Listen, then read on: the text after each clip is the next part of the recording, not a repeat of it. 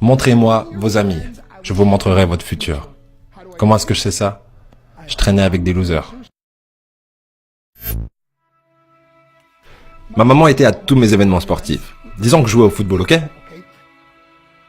Ma mère était sur la touche.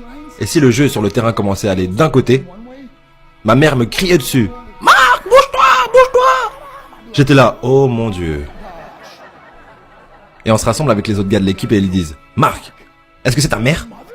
Je réponds, non, je l'ai jamais vue de ma vie. Le plus beau cadeau que ma mère m'a donné. Elle croyait en moi. J'ai fait des overdoses sous drogue à 3 occasions où j'aurais dû mourir. Mais je crois qu'on m'a gardé ici pour une raison. Montrez-moi vos amis, je vous montrerai votre futur. Comment est-ce que je sais ça? Je traînais avec des losers et je suis devenu le plus gros loser parmi eux parce que j'ai abandonné absolument tout, ce dont je rêvais quand j'étais un petit garçon, à cause des gens avec lesquels j'ai décidé de m'entourer.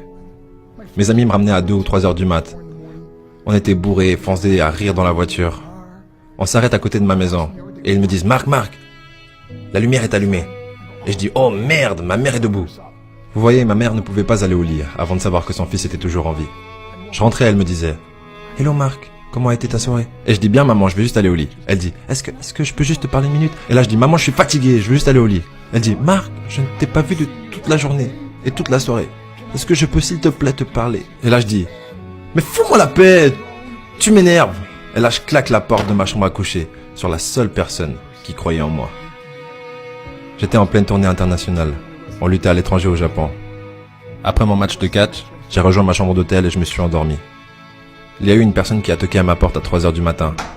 Je sors du lit, je regarde à travers la fenêtre de sécurité et je vois que c'est le promoteur japonais. Donc j'ouvre la porte et il me dit « Marc, appelle à la maison, il y a une urgence ». Je suis allé au téléphone de ma chambre d'hôtel et j'ai appelé aux États-Unis. « Hey, comment ça va ?» Il a dit « Marc, je ne sais pas comment te dire ça. » J'ai dit « Dis-moi simplement ce qui s'est passé. » Et d'un coup, il commence à pleurer et dit « Marc, je ne peux pas te le dire. » Je lui dis « Dis-le. » Il a dit « Marc, ta mère est morte. » J'ai posé le téléphone. J'ai couru pour sortir de ma chambre d'hôtel. J'ai pris l'ascenseur jusqu'à l'entrée. Et quand les portes sont ouvertes, j'ai juste couru dans la rue. Je veux dire, il n'y avait pas de voiture, il n'y avait pas de gens, c'était 3 heures du matin. Et je marchais au milieu de la rue, à Hiroshima, au Japon.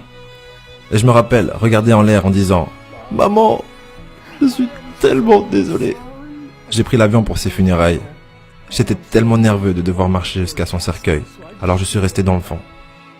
Et je continuais à regarder à distance, et je n'arrêtais pas de penser « Maman, s'il te plaît, lève-toi. S'il te plaît, lève-toi. » Et j'ai finalement eu le courage de marcher jusqu'à elle. Et en me rapprochant, je peux voir ma mère pour la première fois. Je veux dire, elle était tellement belle. Elle était habillée en blanc. Elle ressemblait à un ange. Je me suis juste tenu en dessus d'elle. J'ai dit, maman, tu es mon héros. Tout ce que je suis, tout ce que j'espérais devenir, c'est grâce à toi. Tu m'as tellement aimé. Tu m'as donné une vie.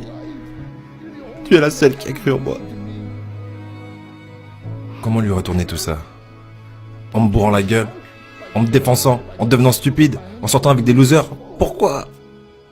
La seule chose qu'elle voulait faire, c'était parler avec moi. J'aimerais tellement pouvoir te parler maintenant, maman. J'aimerais tellement que tu puisses voir ce que je fais. Pourquoi n'ai-je pas pu être un meilleur fils? Nous sommes définis par nos choix. Mais si vous vous entourez de gens qui prennent des drogues, de l'alcool et des pilules, c'est un chemin sans issue.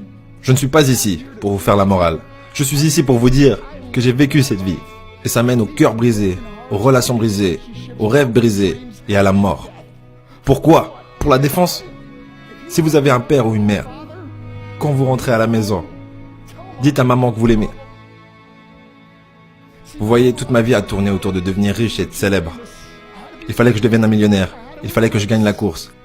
Je devais gagner la course aux frais de mon mariage, de ma famille, de mes amis. Pourquoi?